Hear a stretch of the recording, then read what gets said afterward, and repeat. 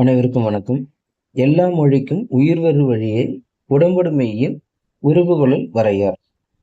அப்ப இந்த நூற்பா உடம்படுமை தோன்றுகின்ற தன்மையை சொல்லுகிறது. இங்க எல்லா மொழிக்கும் அப்படின்னு சொல்லும் பொழுது இளம்பூரணர் என்ன சொல்றாருன்னா மூவகைப்பட்ட மொழிக்கும்னு சொல்றாரு.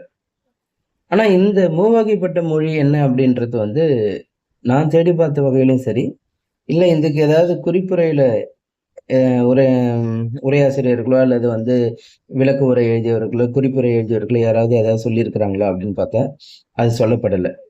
அப்ப ஏன் நான் இந்த உரை அப்படியே நான் எடுத்துக்கிறேன்னா, இது வரைக்கும் நான் இந்த எழுத்ததிகாரத்துக்கு இளம்பூரணர் உரையை வைத்துக்கொண்டு கூடுதல் செய்திகள் தேவைப்படும் போது நச்சினாருக்கு நேரோ அல்லது வேறு உரையாசிரியர்களோ என்ன சொல்லியிருக்காங்கன்றதை மட்டும்தான் நான் சொல்லிட்டு இருக்கேன். அந்த அமைப்பு மாற்ற வேண்டாம் அப்படின்ற அடிப்படையில தான் நான் இந்த நூற்பாக்கு இளம்பூரணர் உரையை வைத்துக்கொண்டு கூடுதல் செய்தி என்ற அடிப்படையில தான் நச்சினாருக்கு நேர நான் சொல்ல போறேன்.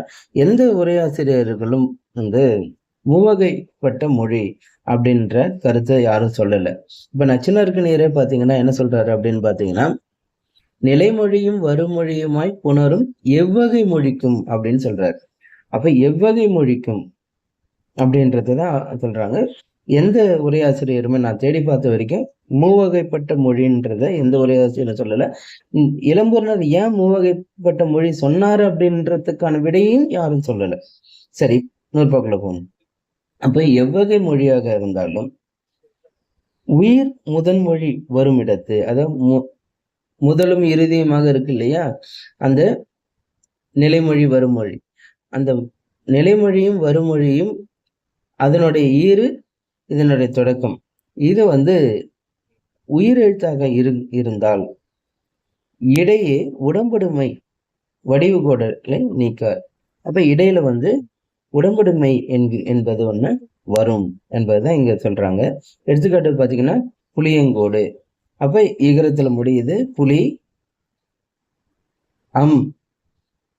சாரியை வருது. அப்ப இகரத்துல முடிந்து அகரம் ரெண்டுமே உயிரா இருக்கும்போது எகர உடம்படுமை தோன்றது. இங்க எருவங்கோடுல வகர உடம்படுமை தோன்றுகிறது, விளவத்துக்கோடுல வகர உடம்படுமை தோன்றுகிறது. இந்த அடிப்படையில தான் இகரமும் வகரமும் உடம்படுமையாக தோன்றுவது. இது